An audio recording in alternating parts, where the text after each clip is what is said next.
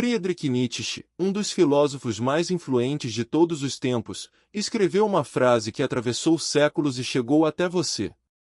O que não me mata me fortalece. Essa frase virou lema de atletas, de soldados, de sobreviventes. Está tatuada em milhões de corpos, estampada em camisetas, repetida em momentos de dor. Nietzsche olhou para o sofrimento humano e disse algo revolucionário para a sua época. Ele disse que a dor não é apenas um mal a ser evitado. Que o sofrimento, quando não nos destrói, nos forja. Nos torna mais fortes. Mais profundos. E ele estava certo em parte. Mas apenas em parte. Porque Nietzsche parou na força. Ele viu que o sofrimento fortalece, mas não conseguiu enxergar para onde essa força aponta. E é exatamente aqui que a Bíblia entra com uma revelação muito mais profunda. 2000 anos antes de Nietzsche escrever aquela frase, o apóstolo Paulo, preso, açoitado e perseguido, escreveu algo parecido, mas maior. Ele disse que o sofrimento produz perseverança, e a perseverança produz caráter, e o caráter produz esperança. Nietzsche disse que a dor te fortalece. A Bíblia diz que a dor tem um destino. Existe uma diferença enorme entre um homem que aperta os dentes para aguentar a tempestade e um homem que atravessa a tempestade sabendo que ela está o levando para casa. Nietzsche nos ensinou a aguentar. A Bíblia nos ensina para onde estamos indo. Neste vídeo, vamos colocar a filosofia de Nietzsche sobre o sofrimento frente a frente com o que as Escrituras revelam sobre o propósito eterno da dor. 7 revelações. E cada uma vai te mostrar que aquilo que você está passando talvez não seja um castigo, nem um acaso, mas uma construção. Se você já se perguntou por que Deus permite que você sofra, se já olhou para o teto de madrugada tentando entender o sentido de tanta dor, este vídeo é para você. Fique até o final, porque a última reflexão vai mudar completamente a forma como você enxerga a maior dor da sua vida. Ensinamento número 1. O que não me mata me fortalece, onde Nietzsche acertou e onde ele parou. A frase completa de Nietzsche é ainda mais interessante do que a versão popular.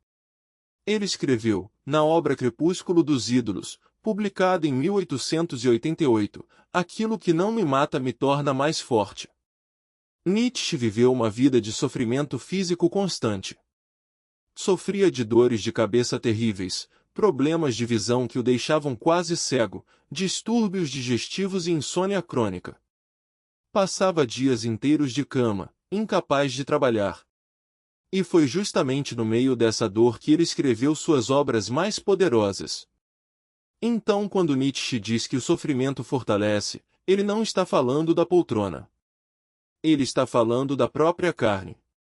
E nisso ele tocou numa verdade profunda que a ciência hoje confirma. Os psicólogos chamam de crescimento pós-traumático. É o fenômeno em que pessoas que passaram por grandes provações muitas vezes emergem mais resilientes, mais compassivas e com um senso de propósito mais claro. Pesquisadores das universidades da Carolina do Norte documentaram esse padrão em milhares de pessoas. A dor, quando não destrói, realmente pode construir. Pense em quantas pessoas você conhece que só se tornaram profundas depois de uma grande perda. O pai que só aprendeu a valorizar o tempo depois de uma doença. A mãe que só descobriu a própria força depois de um deserto. É como se algumas verdades só pudessem ser aprendidas na sala de aula do sofrimento. Nietzsche estava certo sobre isso. Mas veja onde a Bíblia vai além. Em Romanos capítulo 5, versículo 3, o apóstolo Paulo escreve: nos gloriamos nas tribulações, sabendo que a tribulação produz perseverança. Repare na palavra que Paulo usa. Ele não diz apenas que suportamos a tribulação. Ele diz que nos gloriamos nela. Que nos alegramos nela. Nietzsche apertava os dentes e resistia à dor com orgulho. Paulo abraçava a dor com esperança, porque sabia que ela estava produzindo algo. A diferença não é pequena. Nietzsche viu a força. Paulo viu a fábrica. Nietzsche disse: aguente, porque isso te endurece. A Bíblia diz, confie, porque isso te transforma. E ao longo deste vídeo, vamos descobrir exatamente no que Deus está te transformando através daquilo que hoje parece só doer. Ensinamento número 2. A dor sem sentido de Nietzsche contra a dor com propósito de Romanos 5. Existe uma diferença entre sofrer e sofrer por algo. Nietzsche entendeu isso melhor do que quase qualquer filósofo. Ele escreveu uma frase decisiva: quem tem um porquê para viver pode suportar quase qualquer como. Para Nietzsche, o problema do ser humano nunca foi o sofrimento em si. O problema era o sofrimento sem sentido. A dor gratuita. A dor que não leva a lugar nenhum. Um ser humano aguenta uma dor imensa se souber por que está sofrendo. Mas desmorona diante de uma dor pequena que parece absurda e sem razão. Nietzsche estava certíssimo. Mas ele tinha um problema que nunca resolveu. Sendo ateu, ele não tinha de onde tirar esse sentido. O porquê tinha que ser inventado por cada indivíduo, do nada, por pura força de vontade. E aí está a fragilidade da resposta dele. Um sentido inventado por você mesmo pode ruir no dia em que a sua força acabar. A Bíblia oferece um porquê que não depende da sua força para se sustentar. Ela oferece um propósito que vem de fora de você, e por isso não desmorona quando você desmorona. Volte a Romanos capítulo 5. Paulo escreve, no versículo 3 e no versículo 4, uma corrente inteira de sentido: a tribulação produz perseverança, e a perseverança produz caráter, e o caráter produz esperança. Repare que a dor não termina em dor. Ela é o primeiro elo de uma corrente que sobe. A dor produz perseverança. A perseverança, aquela capacidade de permanecer firme, produz caráter, uma alma provada e refinada. E o caráter produz esperança, uma expectativa que não é ilusão. Para Nietzsche, o sofrimento levava, no melhor dos casos, a um indivíduo mais duro. Para Paulo, o sofrimento leva a uma pessoa mais parecida com Deus. E o versículo 5 fecha com uma promessa que Nietzsche jamais poderia oferecer: e a esperança não nos decepciona, porque o amor de Deus foi derramado em nossos corações. Repare na palavra decepciona. Toda esperança humana pode decepcionar. Você espera a cura e ela não vem. Espera a pessoa e ela vai embora. Mas Paulo diz que existe uma esperança que não decepciona, porque ela não está ancorada nas circunstâncias, e sim no amor de Deus dentro de você. Nietzsche pedia que cada um inventasse o próprio sentido no escuro, e por isso o sentido dele podia ruir a qualquer momento. A Bíblia oferece um sentido que foi derramado no seu coração de cima para baixo, e que por isso permanece firme mesmo quando tudo em volta desaba. Nietzsche disse: encontre seu próprio porquê e aguente. A Bíblia responde: o seu porquê é o amor de um Deus que está construindo algo eterno em você.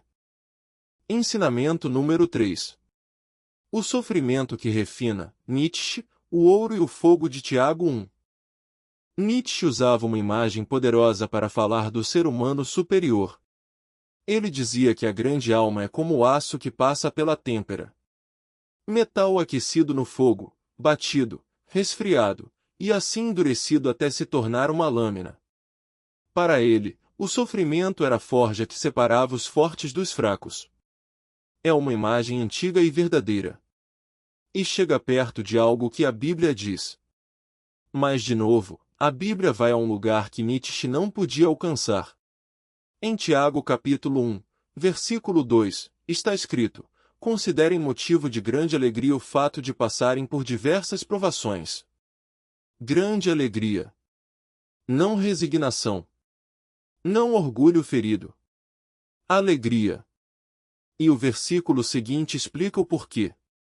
Tiago capítulo 1, versículo 3, pois vocês sabem que a prova da sua fé produz perseverança.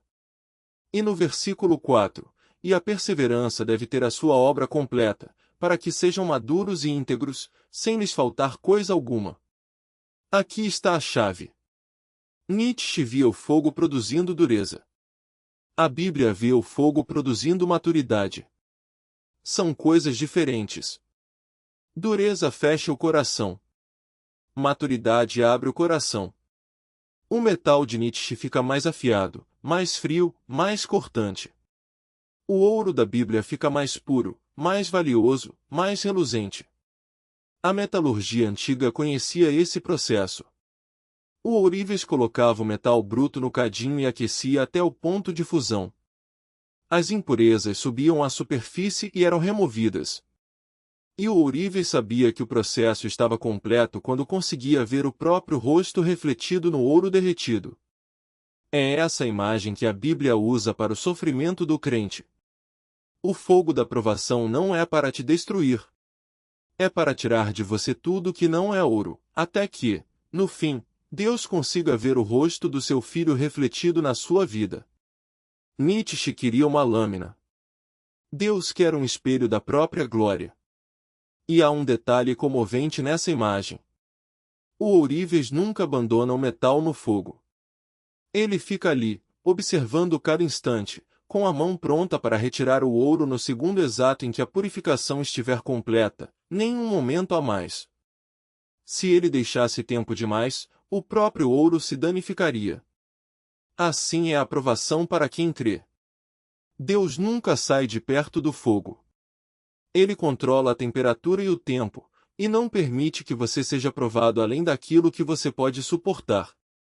É o que Paulo garante em 1 Coríntios capítulo 10, versículo 13. Deus é fiel e não permitirá que vocês sejam tentados além do que podem suportar.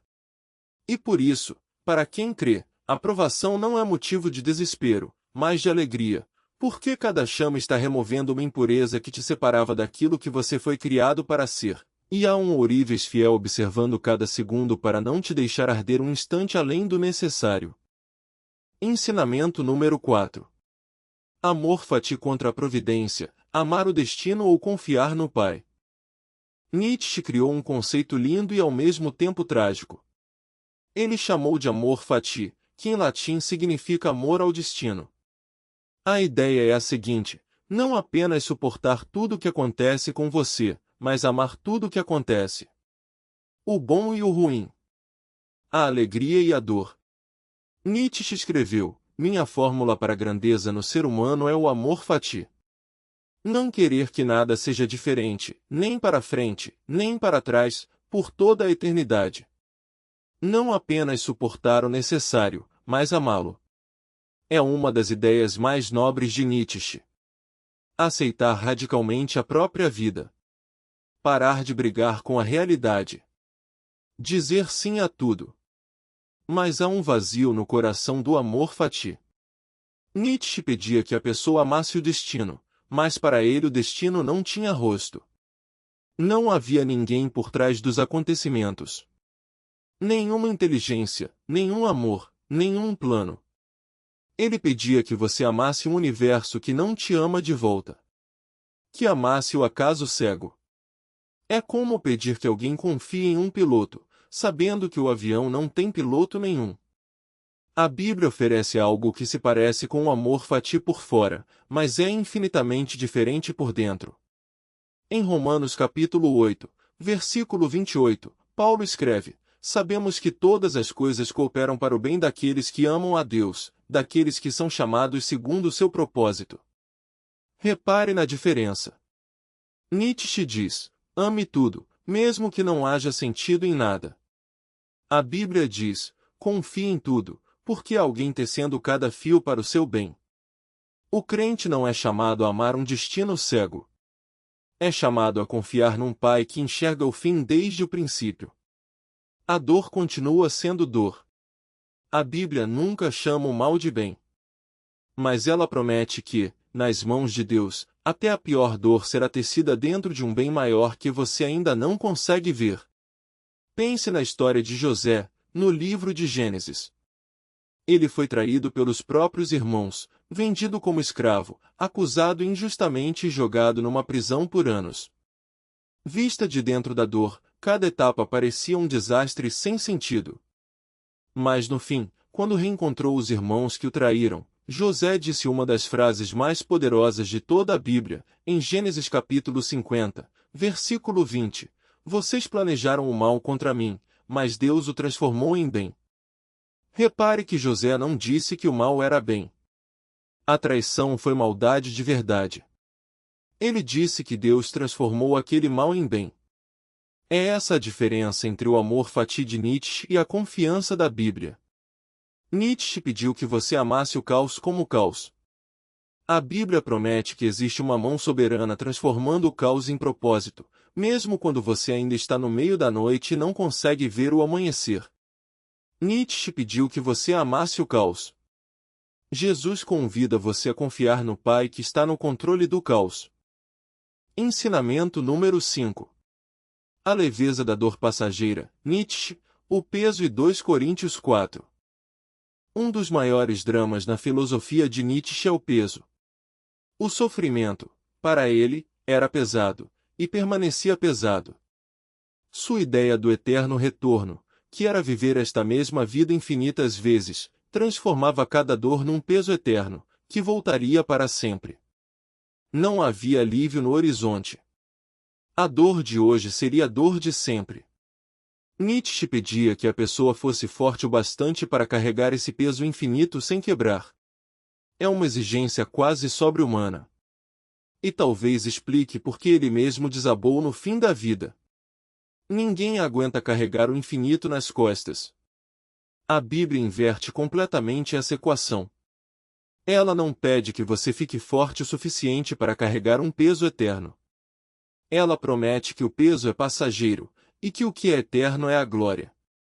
Em 2 Coríntios capítulo 4, versículo 17, Paulo escreve algo impressionante, pois os nossos sofrimentos leves e momentâneos estão produzindo para nós uma glória eterna que pesa mais do que todos eles.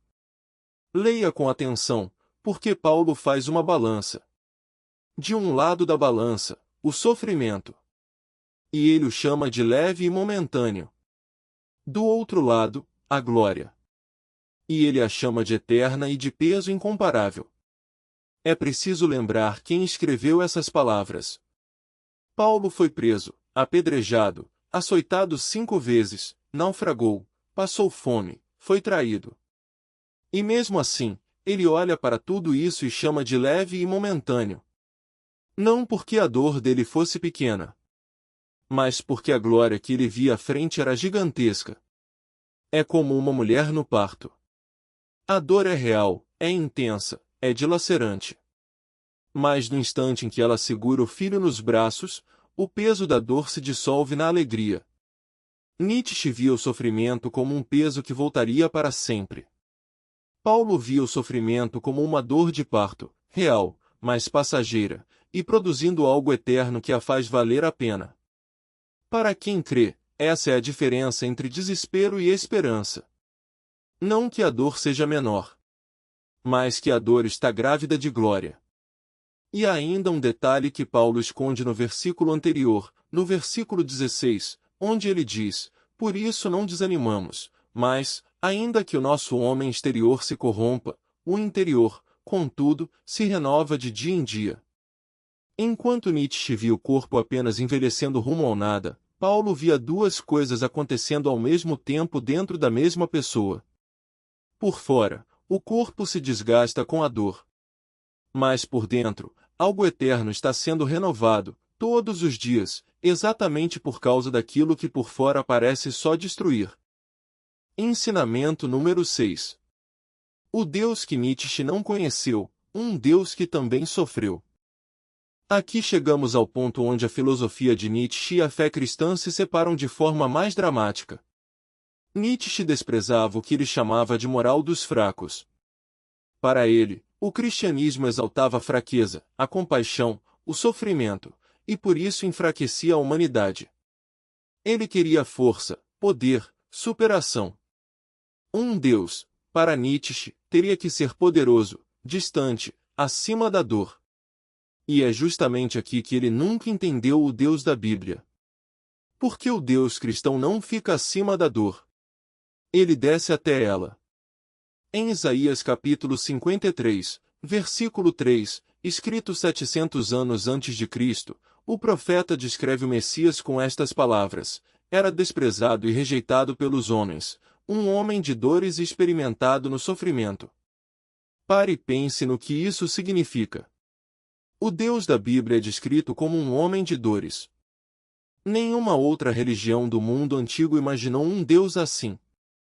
Os deuses gregos e romanos eram poderosos indiferentes ao sofrimento humano. Mas o Deus da Bíblia se fez carne, e chorou, e sangrou, e foi traído, e morreu numa cruz. Nietzsche via nisso a maior fraqueza do cristianismo. Mas talvez seja a sua maior força. Porque quando você está sofrendo, você não precisa de um Deus distante te dizendo para ser forte. Você precisa de um Deus que conhece a sua dor por dentro, porque também a sentiu. Em Hebreus capítulo 4, versículo 15, está escrito: porque não temos um sumo sacerdote que não possa compadecer-se das nossas fraquezas, mas um que, como nós, em tudo foi tentado, porém sem pecado. Nietzsche pediu que o ser humano enfrentasse a dor sozinho, com orgulho. A Bíblia revela um Deus que entra na dor com você, e a carrega ao seu lado. No jardim do Getsemane, na noite em que foi preso, Jesus soou como gotas de sangue e disse: a minha alma está profundamente triste, até a morte. O próprio Filho de Deus conheceu a angústia que você conhece. Nietzsche construiu uma filosofia para um universo onde ninguém entende a sua dor. A Bíblia apresenta um Deus que chora com você antes de te levantar. Ensinamento número 7. A última revelação. Nietzsche buscou sentido na dor, Jesus deu à dor um destino. Chegamos à reflexão que muda tudo. Nietzsche buscou desesperadamente dar sentido ao sofrimento humano. E ele conseguiu, dentro dos limites do que um homem sozinho pode fazer. Ele disse: a dor te fortalece, encontre nela o seu porquê, transforme a ferida em força. É uma resposta corajosa. Mas é uma resposta que termina em você. No fim das contas, a filosofia de Nietzsche te devolve a você mesmo. Você sofre, você fica mais forte, e um dia você morre, e a força acaba junto. A dor produz um indivíduo mais duro por algumas décadas, e depois o silêncio. A Bíblia oferece algo que Nietzsche não conseguia nem imaginar. Ela não diz apenas que a dor tem sentido. Ela diz que a dor tem destino. Volte uma última vez a Romanos capítulo 8, agora no versículo 18, onde Paulo escreve: considero que os sofrimentos do tempo presente não podem ser comparados com a glória que em nós há de ser revelada. Há de ser revelada. Existe um futuro para a sua dor. Ela não termina no túmulo. Ela está sendo guardada, e um dia será revelada como glória diante de Deus. E o livro do Apocalipse mostra o destino final de toda dor. Em Apocalipse capítulo 21, versículo 4, está escrito: Deus limpará dos seus olhos toda lágrima, e não haverá mais morte, nem pranto, nem clamor, nem dor, porque as primeiras coisas já passaram. Repare que é Deus quem enxuga a lágrima. Com as próprias mãos. Uma a uma. Nietzsche disse: o que não me mata me fortalece. E ele estava certo, até o dia em que algo finalmente matou, como mata a todos nós. A Bíblia diz algo maior: o que não me mata me prepara, e aquilo que me mata me leva para junto daquele que venceu a morte. Para o filósofo, o sofrimento tinha um teto, que era a força do próprio homem. Para quem crê, o sofrimento tem um céu, que é a glória de Deus. Nietzsche transformou a dor em fortaleza. Jesus transforma a dor em ponte. Uma ponte que atravessa o sofrimento e chega a um lugar onde não haverá mais nenhum. Friedrich Nietzsche foi um gênio. Um homem que sofreu profundamente e que teve a coragem de olhar para a dor de frente. Ele nos deu uma das frases mais poderosas já escritas sobre o sofrimento: o que não me mata me fortalece. E a verdade nela. A dor realmente pode nos fortalecer. A ciência confirma. A vida confirma. Mas Nietzsche parou na força. E a força, sozinha, um dia acaba. A Bíblia pega a intuição de Nietzsche e a leva muito mais longe. Nietzsche disse que o sofrimento fortalece. Romanos capítulo 5 revela que ele produz caráter e esperança. Nietzsche disse que o fogo tempera. Tiago capítulo 1 revela que o fogo amadurece e purifica como ouro. Nietzsche pediu que amássemos um destino cego. Romanos capítulo 8 revela um pai que faz tudo cooperar para o bem. Nietzsche carregava a dor como um peso eterno. 2 Coríntios capítulo 4 revela que ela é leve e passageira diante de uma glória que pesa para sempre. Nietzsche imaginou um Deus distante da dor. A Bíblia revela um Deus que se fez homem de dores.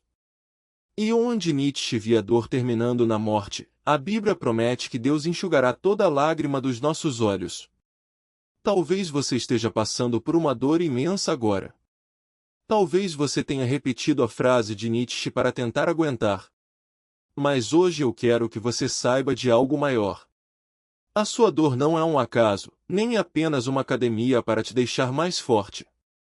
Ela é uma obra nas mãos de Deus, com um propósito eterno que um dia será revelado. Se esse vídeo tocou o seu coração, deixe um amém nos comentários. Compartilhe com alguém que está sofrendo e precisa ouvir isso hoje. Inscreva-se no canal e ative o sininho para receber revelações bíblicas todos os dias. Que o Deus de toda a consolação console o seu coração no meio da sua dor. Até o próximo vídeo.